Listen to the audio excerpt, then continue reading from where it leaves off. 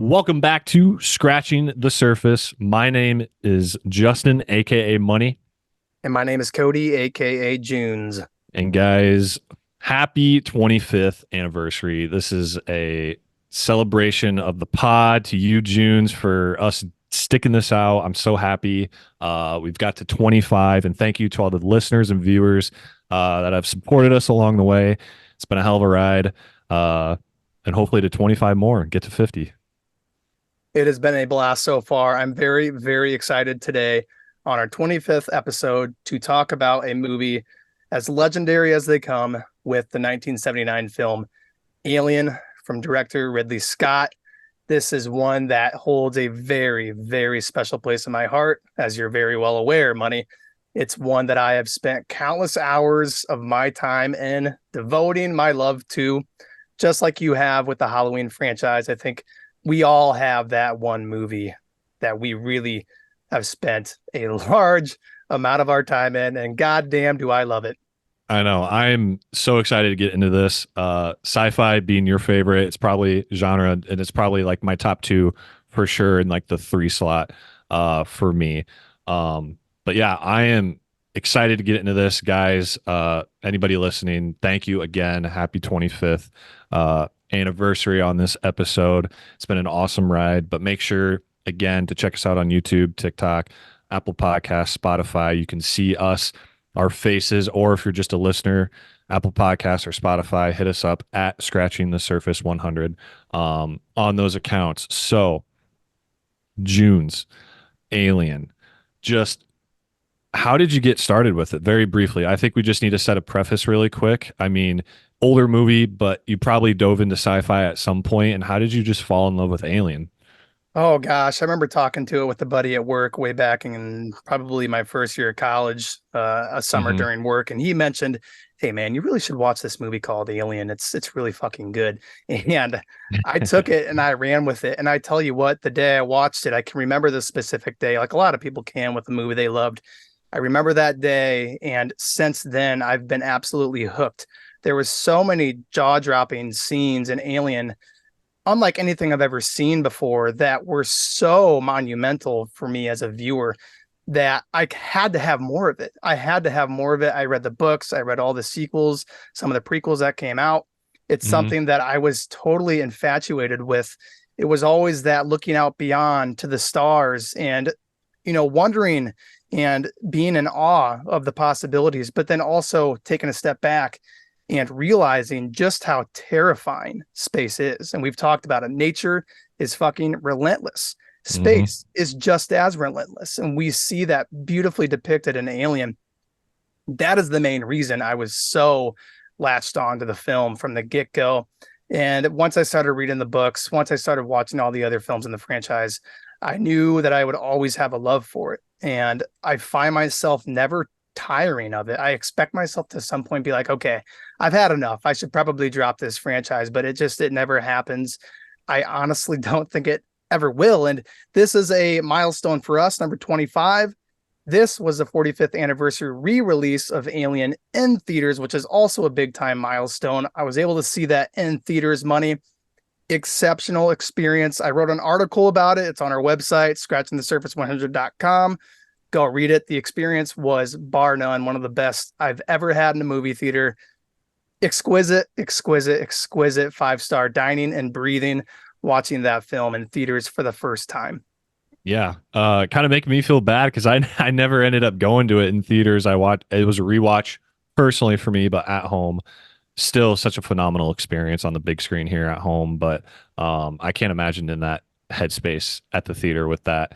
And you brought it up earlier too, because we can kind of get into it. The cinematography, the ship that they're on in the beginning.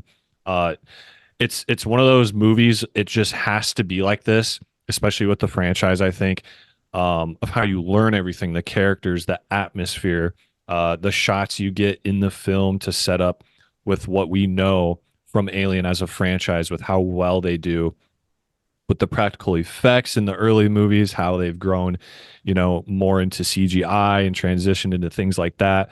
But the amazing and wonderful shots we get of outer space and just how damn scary it can be when you really think about it. But you know, to kind of get into it again, like I've been saying, and we were kind of debriefing before, but we have this crew, they wake up, they're on the ship, we get amazing shots, and we learn some of the different characters' motives, and kind of who the captains are, the lower kind of other five, maybe four crew members on there and their roles. Um, and just simple dialogue and just mission statements from everybody. It's so simple. Um, and I'll kind of let you explain this, but for the audience, because I was almost kind of confused on it too with my rewatch. But we figure out there's this mother, and it's almost like their ships.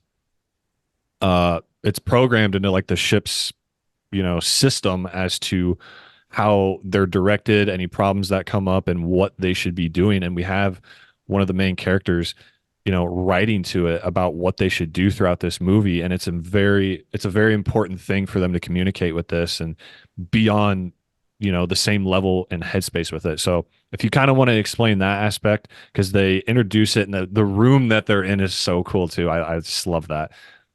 Yeah, when Dallas first walks into that room in the first act of the film, like you said, you got all the lights in that room. You hear some of the kind of low-key buzzing noise in the background. It's just such an interesting noise. It's almost kind of peaceful in a way, but Mother is the overarching mind of the ship.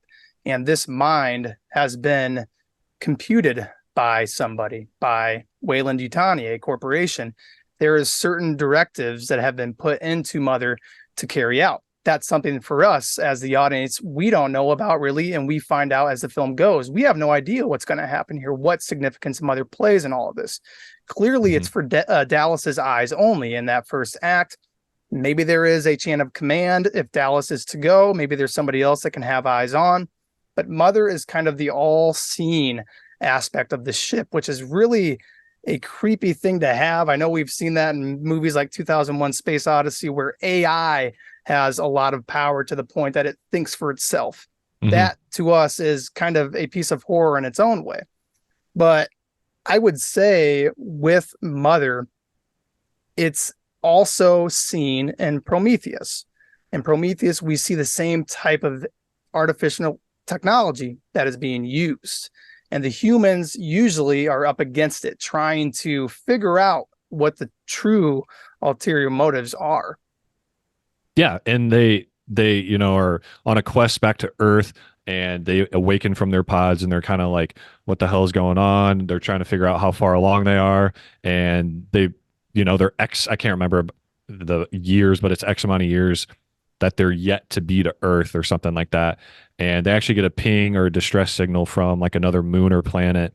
And they figure out it's almost like a warning, and Mother kind of directs them towards that. They got to go check it out. And we see them get off, explore this, just the slow shots we see, the atmosphere, and kind of into one of the, first almost action scenes we get is that dead giant alien, I think with a hole blown out in its chest on that gunship. And then I believe it's Kane who discovers like a chamber uh, containing all of those larvae or eggs. And just how they did that back then still blows me away. I freaking love that scene. He like touches it, the creature like springs out at him, attaching to his helmet and like penetrating him. And I'm like, oh shit, here we go. Like this is what we've been waiting for. But it's that slow build, up to that, up to that You scene. saying slow build is so spot on, Money. The first act is absolutely gorgeous. Hmm. Expertly directed by Ridley Scott. He was so careful in every single piece of dialogue and set design that he had in the film. The world building is so fucking good. The moment we see LV-426 and we're entering orbit, I'm just blown away, absolutely in awe. It's amazing to watch. The soundtrack from Jerry Goldsmith is just pristine. It Yes. really puts you in space on a different planet. It has this isolating, almost animalistic feeling to it. It's such a creepy noise. It puts you kind of out in nature in a way as well. But that whole buildup, like you said, is so effective. The tension's really high. The first shot we get of the derelict spacecraft is super unsettling. It's kind of a distorted, I would say, kind of fuzzy image that we're seeing from the Nostromo drop down ship. We're seeing a view of the derelict spacecraft, very eerie. And once we enter that spacecraft, it's just like we don't know what we're dealing with. We don't know what we're going to find. These humans, sometimes we get a little too exploratory. We want to find things out, but curiosity kills the cat. And poor Yep. Kane, he takes that face hugger straight to the face. When that happens, Money, what I love about it is complete utter silence. And we have a long zoom out shot of that derelict spacecraft just sitting there in silence on this foreign planet. We don't know what just happened. It's so goddamn good. So Yeah. one of the better build up moments in the film is leading up to that face hugger latch on. Yeah, because with all the technology that they have, with Mother, everything else on the ship that we learn too, like Kane has that situation encounter going on, and they're trying to like pry it off, laser it off. We figure out there's lava melting acid that just compromises the ship at one point, and you just see them go down all the levels of the ship, and it's so damn cool, and it really puts you in that sci-fi headspace. It's so cool seeing that uh all those levels, just how far the rabbit hole goes on that damn ship. It's amazing. Well, with an animal like that, a foreign animal, you don't know what it can do to you. And as Ash says, if we try to take the mandibles off of it, we assume it's feeding him oxygen right now. Yeah. It could kill him. It literally could kill him. And having that type of fear with this animal is built into us instinctually as human beings. When we Yeah. see that, we are fearful. We don't know what this thing will do. And it's such a small organism. But number one, it looks creepy as shit. Literally a larger size spider / scorpion looking thing. I was gonna say It's scorpion. Yeah. it's slithery, it's slimy, dude. It's got its own little fucking mouth. It is a really amazing creature design, one of the better ones. And I think there's been so many movies that have tried to, make something like it or a little bit better. They just can never do it. They always fall short. It's just a rehash and a rehash and a rehash.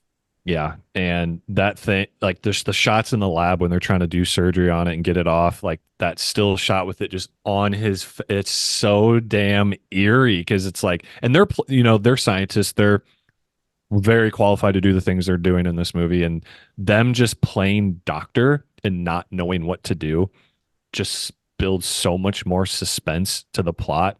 And you're wondering what the hell is going to happen. Is he going to live? Whatever. And it eventually gets off. And they're kind of playing their cards, being conservative, and they have that dinner scene, and he just kind of goes into compulsive, just he collapses almost, and then that chest burst scene, and then it runs out, and everyone's freaking out. He's dead, and it's complete chaos, and then it ramps way back up. But it gets fully grown very quickly. If you're watching it for the first time, you probably don't expect that how fast it grows. But they have another character walking around looking for it and using like the cat as bait too. But that like 30-40 minutes of the dinner scene, and then we're just kind of like chasing the cat around, and we're just seeing that thing lurking in the shadows. The thunder, you see its shadow hiding in the air ducts, which they believe that it is in the air ducts, and trying to kill it with fire ultimately. It just reminds me so much of The Thing with how, they have a chest burster. There's a scene in The Thing where the thing comes out of another guy's chest when they're performing surgery, and it's so unexpected, and it's so well played out and looks so damn good for how it was in its time. Oh God, so amazing. Just like The Thing in a lot of ways. The chestburster scene, Money. Oh, I mean, come on. Come Classic, on. classic, classic. Oh, the tension was bursting when that chestburster moment Literally bursting. occurred. When I saw that the first time, I'm like, what Yeah. did I just watch? And what I love about this is we have a moment with Ash when all of the characters have a chance to kill the newborn Xenomorph, which was created from the facehugger, which laid the egg, and the human. If you can stomach that, that's what happened. And they all have a chance to kill the baby Xenomorph. And Ash yells, "Don't touch it! Don't touch it!" when everybody had the chance to, and I think people would Yeah. have. Why did Ash do that? Why would he not want to kill that fucking thing? It's right there in front of you, small as freaking my hand, basically. You could have killed it then and there. And like I said, we go on a wild goose chase trying to find this thing. The cat's scurrying up about, and people are kind of mixing up the cat and the xenomorph. It's hilarious to see at moments. And then once we actually have the xenomorph in its full glory in front of Brett, who succumbs to death, Yeah. it's so scary. It's so scary, and you have the inner jaw pop out slowly in almost a weird sexual way. And H.R. Giger, the creator of the Xenomorph, who did all the drawings, is the one that was the inspiration. He is the one that created the Xenomorphs. And in a lot of his drawings, a lot of his paintings, the Xenomorph is depicted as almost sexualistic in a very Hmm. creepy way. If you look at pictures of it, if you just kind of take it in when you're watching the film, you're like, this thing is almost kind of groping these Yeah. people. And as it moves towards its victim, it slowly kind of comes closer to, kind of caressing in a sexual, weird way. That's something we see in each of the kills in Alien, and it's definitely on display when Brett succumbs. No, I just never thought about it like that. But that's interesting to know, like little fun facts like that. I love how you just know that stuff. But another important character to kind of discuss is Ripley, what she figures out.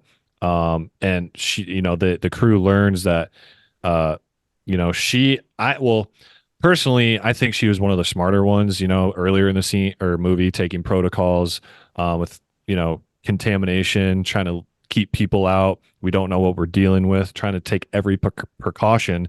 Um, and then, big plot twist to the movie with Ash. And I can let you have the floor with this a little bit, but how he was in on it basically the whole time. And that scene where they have to, like, they kill him, quote unquote, kill him. They like bash his head off, and he's a damn robot, and it's like insane. And they need to bring him back to figure out answers to how to like kill this thing, I think, and stuff like that. But just how incredibly, I think, well thought out and directed it was to have that in there. A guy in on it the whole time. And like what we were talking before this is how was that ping to that warning? Was that a coincidence? I think not. And how, it was his orders to kind of bring back this organism to Earth potentially, and how it was all a plan from the beginning. So that was crazy, just rewatching that and thinking about how that all transpired and how well it was, thought out from the beginning when you think about it. Ash is a robot. Ash is a goddamn robot. I love Yeah. when Parker says that. It's so fucking awesome because we are realizing it at the exact same time as our protagonist. It's so good, and to have that person kind of behind it all the while we're completely clueless. At least on my first watch, I didn't have a clue, honestly, and I didn't pay attention to the signs. There are plenty of signs if you look back. I wasn't even aware of it, and when it happens, it's like, holy shit. You see all the white liquid kind of spurting out. It's Yeah. a shocking scene to see. And leading up to that moment, we were just kind of, like you said earlier, trying to find the xenomorph. We lost Dallas. He lost his life in the air ducts. We don't have a lot of characters left. Money, what were your thoughts going into the next scenes after that? Were you expecting we'd be able to find this xenomorph and take it out? Did you think the odds were against us? Did you think there was any chance of surviving? Who did you think would make it through? Well, kind of how the movie was basing it on, Ripley at least. Like, I knew if anyone's going to get out, it's going to be her. These other scientists and stuff, how they kind of go on their own, are left behind almost. Like, that they're going to die. Ripley has taken so much action and initiative. And like I said from the beginning, just the most precaution to be careful and try to actually survive with what they're dealing with, because they don't know what they're dealing with. So it was, I mean, my headspace was like, it's going to be Ripley. Let's see what happens, that type of thing. And sure enough, the ship has a self destruct mode. There's like a timer before, there's like a time that has to hit, that, she can reverse it. But once that time's passed, you can't reverse it. So you got to get the hell out of there. Um, and just how damn sneaky that is, like, for how big it is. I don't know the comparison to like an actual human, how tall it stands, the width, It's like 8 feet for sure. is 8 foot, it 9 foot easily. Yeah, 8 foot, with 9 foot how for sure. damn sneaky that thing is, sneaking around, and this she escapes through that pod, and the xenomorph somehow ends up getting on the same pod as her. Uh, and just the I thought it was kind of funny, but just back then how the ship explodes like over and over, and like there's just waves of it exploding. I found that kind of funny, but just how they like did that compared to like all the other practical effects they did, that's how they made the ship look when it exploded. I thought that was kind of funny. Yeah, that's kind of, I'll admit that that was a pretty Yeah, bad digital effect. Everything else looked phenomenal. I know. I think they That's kind my of one critique. One took a critique if I had to shortcut, pick something. took a shortcut on that explosion. But everything leading up to this point has been amazing. All of the characters, I think, interact so well with each other, and that's something we saw money with the thing, and we talked about that cast, everybody playing off of each other, interacting with each other. And something about Alien that I love is you can see the power dynamics on display.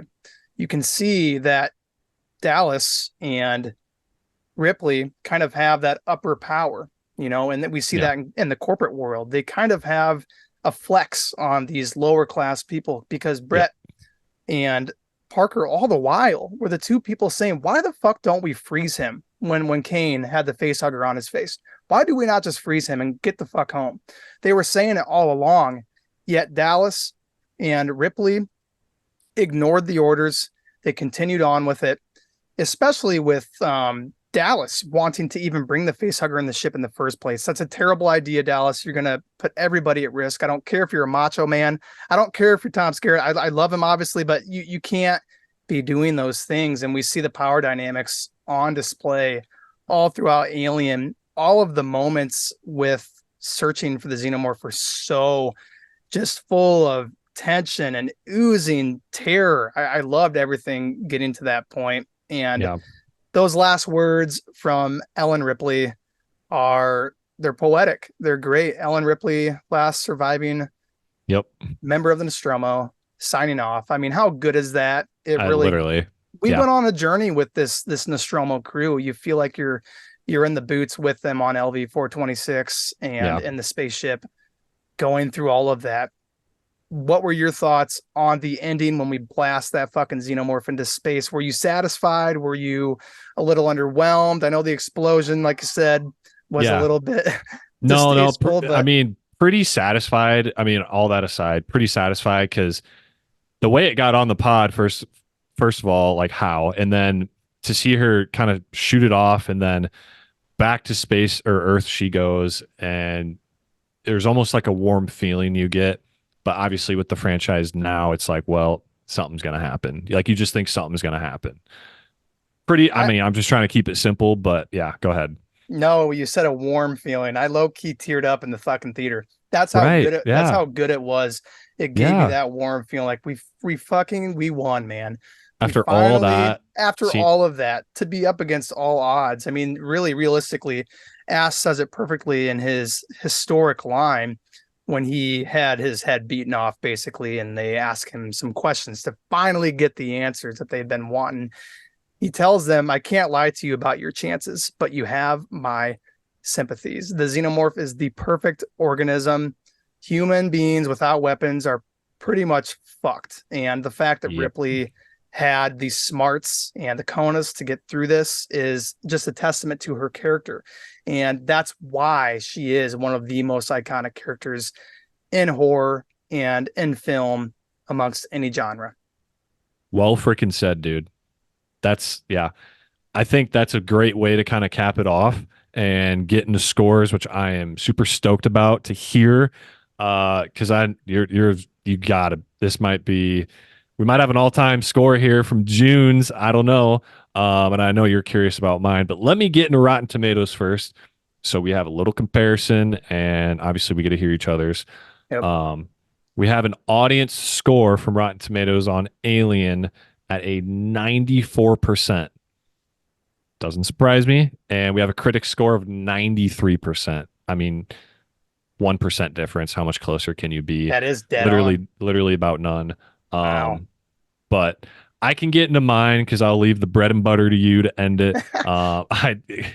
You're you're just with this movie. You're so poetic and passionate about it. So I'll take the stage first. Factoring in things with my score with this movie, obviously, in almost every movie, the plot is one of the biggest things. But this had an amazing plot, cinematography, the cast, the crew, the simple dialogue, the plot twist in the middle was insane. And what the franchise has become now, you kind of see the origin story of it. And what boosts the score for me is just how much you can reminisce on this and just, it's like a younger version of yourself. You can just look back and be like, damn, like that at one point, and now it's turned into this hell of a franchise. Up and down throughout it, but like how this was the preface of it, and being released in the late 70s, 45th anniversary, how it still holds up to this day. And with these obviously insane reviews from an audience standpoint and critic standpoint. But overall, I really, really enjoyed it. You can't go wrong with this. I mean, if you love sci-fi and haven't seen this, what the hell are you doing? Watch it tonight, stream it, pay for it, do whatever you got to do. Strongly recommend. All that being said, though, I'm not, going to rant too much. I'm going to go with a 9.2. Woo! 9.2 for Money Man. It's right. For me, because comparable, this is like, compared to The Thing almost. It's crazy plot, all this stuff going on, monsters, sci-fi, whatever. I think I had The Thing at a 9.4. The Thing for me is just better. So literally point 0.2 difference. This is damn near close to it. I just couldn't get over that hump with Alien. But it's all about what you want personally out of things and what you preface and that sort of thing. And The Thing had it beat for me a little bit, but nonetheless, 9.2 for me. Go watch it. That's a great fucking score, Money. I So totally respect that. And I enjoyed hearing you talk about a film that means a lot to me. And it's really, yeah, it's cool to hear you talk about it. So a 9.2, you're right in line clearly with the majority. I will start this off just by saying that Ridley Scott is a fucking maestro of directing. He clearly has something. He had a gift at that time. And when he spoke with H.R. Giger about the Xenomorph, there was almost a light that just fucking popped off in his head. He had the groundworks, the foundation of the story, but the Xenomorph is what really does it, because the Xenomorph we've never really seen repeated. We see films and writers and directors try to create something like it, but they always fail to, because the Xenomorph is never going to be repeated. It's too amazing. It's too hmm good. I mean, it's so original. You've never seen anything like it. It's absolutely terrifying. It's huge on the big screen. If you ever have the chance to watch it in theaters in the future at some point for maybe another re-release, go to that shit. There was so many things I picked up on the big screen that I just never noticed on my fucking small 50-inch TV in my house. It's amazing. right. The story is way more poetic than it has any right to be as a sci-fi horror movie in space. It just doesn't have any right, but it is poetic. It does have deeper themes. It has awesome displays of power dynamics, like I was talking about, between our cast, and our cast is phenomenal. Everybody goes back and forth perfectly. Dallas, Ripley, Parker, Brett, Kane, Ash. Come on. These characters are amazing. The planet of LV 426. There's something with the Star Wars movies, Money, that they use a simplistic approach to getting the shots of their spaceships, of their planets, especially back in the original trilogy. We see that as well here in Alien in our first act when we approach the planet. It has this outdated yet almost just mythical look to it. It's so good, and it really puts you in a mindset of being on a foreign planet in isolation. No one can hear you scream, Money. All of the moments in the spacecraft are so full of tension. The creature design as well, the facehugger, what? Like how is that a thing? That thing is so creepy, so terrifying. The whole thought process of the evolution of the creature going from a facehugger to a baby xenomorph to then killing humans and consuming them and then laying eggs is insane. They're literally an ecosystem of fucking ants and spiders. It's insane to me. They function so smoothly as a society. They're just waiting on this planet for their next victim to come around. The idea of AI is in effect here in Alien as well. We see that a lot in Prometheus. It's definitely expanded more in that film, but it's definitely on display here. That's something that has horror elements as well. And I think we'll see more of in the next decades with new films. The more we see AI in our lives, it definitely is a little bit creepy. And we're already seeing some of that today. But we have an ending that is beautiful. We have a plot twist, a shock at the end that is also perfectly timed, perfectly thought out. The fact that Ash was behind everything all the while Yep. makes it that much more worthwhile to watch. You're watching one of the best ever made. Money, I'm so enthused to go with a 9.8. Ooh. Oh my goodness. I don't think it will ever be Holy shit. it'll never be outdone, but I put a 9.8 just in case, money, just in case there is a film You know, that that's a does do great that. point. That's a great point. Mm-hmm. So You, I had a blast talking about it. I really enjoyed hearing your opinions. Thanks for leading the episode number 25. of It course. was a hell of a time. I'm looking forward to our next episodes in the future. What are your final thoughts, Buddy, before we close this milestone of an episode out? Yeah. That was just that was so poetic. I want to go watch it again. That's all I'm thinking about. You just made me want to go watch it again. Literally. No, but that was amazing. Just couldn't have couldn't have done a better episode with this type of movie on our 25th episode. And like you said, obviously looking forward to the future. What other horror movies are being released, what we're going to cover, and what we can, provide to the horror community. Yeah, it's a horror community. We are all one like-minded group of horror fans. We all have similar interests. We love talking back and forth about it. So keep an eye out for anything from us. We are pretty much in all facets of social media. We're online. We got our own website. We post blog articles and all of that. We've got our episodes here on basically all platforms. So we enjoy doing this. We hope you enjoy listening. It's a common love and one that I enjoy talking about. So Money, I look forward to the next one. I think we have In a Violent Nature coming out on Thursday that I might try to hit up.